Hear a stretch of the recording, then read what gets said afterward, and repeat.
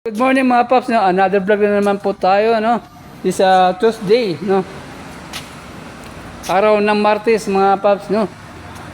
Ngayon po ay biyahe po tayo ng papuntang Batangas, Santo Tomas at saka sa Malbar mga paps. Kaso, no?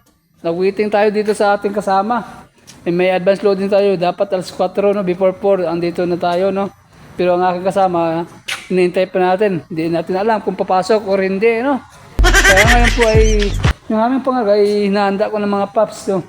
Para pagdating ng kasama kung sakali papasok, may salang agad sa truck no.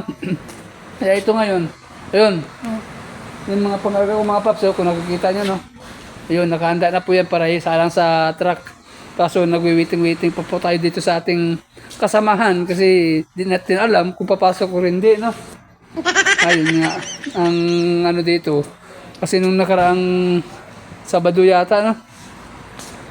Namuti na yung mata ko sa kantay. Walang pumasok. Kaya mabuti na lang dito sa mga warehouse may pumasok. Kaya nakaugo tayo ng tao. Kaya sana ngayon ay pumasok siya, no? Ayun mga paps. Kaya hintay-hintay lang tayo dito mga paps sa ating kasama, no? Yan. Mga paps na yan. Si Tatang, sama natin.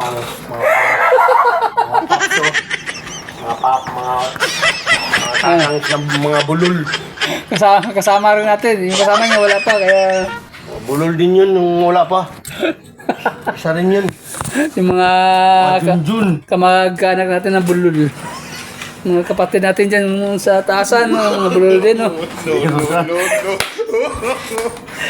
Kaya yun, mga paps, no? Hanggang sa muli at nating pag-vlog, no? Mga paps, wala pa si Junjun. Nagwiwiting pa tayo dito, kaya sana pumasok siya. Tawa. Kung hindi pumasok, mapahul na lang siya, kaya kasi nahihirapan yung kasama niya sa kakantay, wala na siya.